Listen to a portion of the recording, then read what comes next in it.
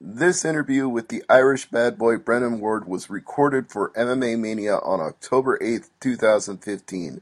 Brennan Ward is set for the main card of Spike Television on October 23rd at the Mohegan Sun Arena in Uncasville, Connecticut, where he will be facing Dennis Olsen, who was knocked out in the second round of his last fight against Paul Semtex Daly. Ward talks about facing Olsen in this upcoming fight for Bellator 144, which will be main evented at this time by Brandon Halsey and Rafael Cavallo fighting for the vacant middleweight title. Without further ado, here's my conversation with Brennan Ward for MMA Mania to promote the October 23rd fight against Dennis Olsen. Steve Jewin, MMA Mania. Brendan, you're on the line with Steve Jewin, MMA Mania. Irish bad boy, how are you doing today? Good, how are you? I'm good. I figure you got more in store for MMA Mania this time. How are you feeling about Dennis Olsen coming up here in a couple of weeks? I'm feeling good. Feeling confident, as always. Confidence is never something you're lacking in. I haven't seen a fight where you haven't been confident going in yet. Yeah, that's the name of the game. Last time Dennis Olsen fought, he missed weight and then he got knocked out in the second round. It wasn't exactly a sterling performance on his part. So what do you expect to see from him in this fight? I expect him to probably be trying to make up for last time, but it doesn't really make a difference what he does because he's got to face me, and that sucks for him. Yeah, that's what you always say. It always sucks for everybody who faces you, but I have to wonder at this point, you're on a roll since you dropped down to welterweight, so how many more fights do you think it's going to be before it stops sucking for everybody and you're finally getting a title shot? I'd say a couple, maybe 2 or 3 more, at the most. So, cool. This one and maybe a couple other ones. It'll happen. It'll happen when it happens. Is there anybody in particular that you're looking to face on the way there? Is there somebody that you're just itching to get your hands on right now? I mean, not really. Not really. I'll fight anybody, that they put me up against. It really doesn't matter to me who I fight. I've never been one to, really care about who's in front of me. Because I fight my game no matter what, no matter who it is. So whoever they want to give me can get the business. Absolutely. Although I know you said last time that Douglas Lima would be a really hard fight if you ever got that opportunity. And yeah, I mean, go for sure. Now, with your last opponent, you had the short change, and it ended up not being the original fight that you were booked for. But obviously, as it does in most cases with you, it worked out in your favor. So what were your thoughts when you found out it was going to be Roger Carroll at the last minute? I mean, I've been doing it my whole career.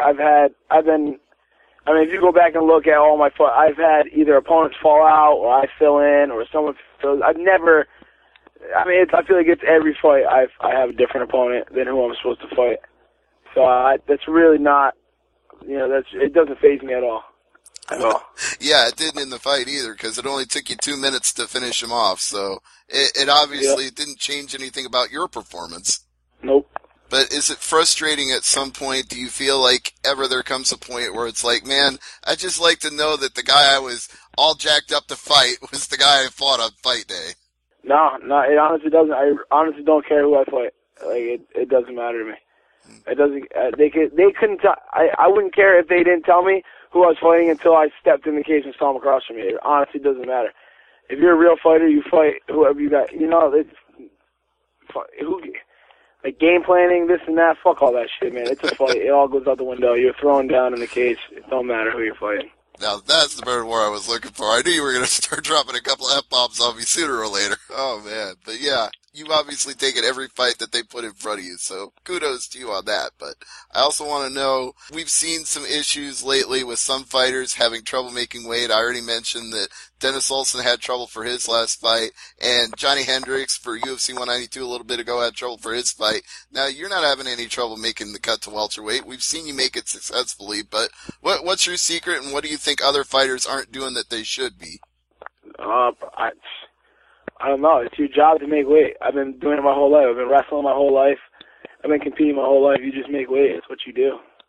You just do it. Mm-hmm. Like, there's no secret. You just fucking lose the weight. Do you think some guys are trying to put on too much weight before they make the cut? who knows? I don't know what other guys do. I only know what I do. And that's make weight whenever. You know what I mean? Yeah, well, since you're so good at it, I figure, maybe you could give these other fighters some lessons, some advice. Like you said, you've been doing it your whole life. You've always made the weight. Fuck these guys. They can figure it out for themselves. All right, that's fair. That's fine. Are they doing any sort of camera work, hype video, following you around in training, get ready for like a special on Spike TV for this fight? No, I don't. No, not yet. Well, there's still a few weeks to go, so there's plenty of time. But I know the camera loves you. You cut great promos. You're a very entertaining guy. So if they weren't going to do some sort of special, I'd be shocked. Yeah. No, you never know. Like you said, we got a couple more weeks, so we'll see what happens. Mm-hmm. So what's going on in your personal life outside of fighting? What are you up to these days when you're not training for the fight? Well, it's hurricane season up here in the Northeast, so I've been surfing a lot. That doesn't really change. That's all I really do is I do a lot of surfing and a lot of training. That's about it, man. So those waves are cresting really high because of the hurricanes coming in on the eastern seaboard right now? Yep. That's cool. Yep. Is that a little dangerous too? I mean, can those waves get like too big and you can just really wipe out hard? Nah, no such thing as too big. That seems to be a good attitude to have about it. Do you ever get a chance to like go out and surf in the Pacific, like Hawaii or anywhere out there? Well, no, just in California. Whenever I'm out in California, I was out in California for all of August. I surfed out there pretty much the whole time. Mm-hmm. So, do you think there's any sort of kindred spirit between surfing and MMA? Because I've noticed there's more than a few guys in MMA who surf. Yeah, I don't know. I mean, it's a good physical workout. It's challenging. There's a lot of aspects that go into it. I don't know. I've been doing it my whole life. I don't know how much it really crosses over to MMA, but for me, it's just I love it. I wish I was as good at surfing as I was at fighting. Well, do you think someday, maybe when your MMA career is over, you might go into surfing professionally, try to win some tournaments or stuff like that? It's tough. Surfing's such a hard sport to break into. There's so many surfers and so limited spots. But I'm definitely gonna surf for the rest of my life. You know what I mean? I'll probably concentrate on it a lot more when I'm done fighting. That's true. But yeah, I suppose there's not, like 3 or 4 different surfing circuits like there are MMA circuits where if you're not in one, you can always be in the other. There's probably not that many out there. No, it's just one. Yeah, so tough to break into that field, but not tough to break into MMA when you're as successful as you've been in your career. So it seems, it's all right. Yeah, the momentum keeps on rolling for you, and crash into a title shot. It just seems inevitable. I know you said it's a few more fights, but I feel like if you keep winning in the first round the way you have been, they're going to have to give it to you. Yeah, that would be great. Previous opponents that you fought, some of them are working their way back up the ranks now. I mean, Millender, would you take him again if that came up? Oh, yeah, of course. I'll fight anybody. Rematches are the thing. Writers like to talk about them. Everybody likes to speculate about them. In fact, there's some rumors of a possible fight being added to your card that would be a third-time match happening. But I wonder if it gets to be tiresome to hear about. Which one's that? Oh, well, there's some reports on MMA Fighting and elsewhere that they might make Warren Galval for a third time now that Eduardo Dantas dropped out. Warren again already? Yeah, well, he'd be taking it on short notice, but I guess, this is MMA Fighting. I don't know whatever their sources are, but they say that he's agreed to it in theory, but the deal hasn't been signed for the fight yet. Wow. I mean, that actually, the whole card's kind of shaken up a little bit. Your fight moves up one spot on prime time, and the main event now is Brandon Halsey fighting for the vacant middleweight title against Rafael Cavallo, so it has pretty much shifted this whole card around. Yep.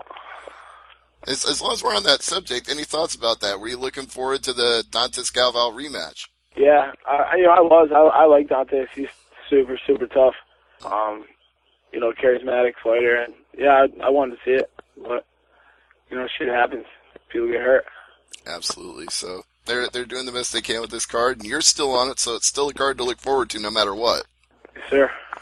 All right. Well, I feel like I might be keeping you from training. It seems like you're getting ready to get back into fighting, get back into the cage, and get some more sparring and some workouts done. All right, man. It's good talking to you. Absolutely. Hey, any plugs you want to throw out before you go? No, I'm all set. All right. Well, I'll put one out for you. Everybody follow Brennan Ward, Swaggleberry Finn on Twitter. That's it. All right. Take care, and thanks again, Brennan. I always appreciate it. All right.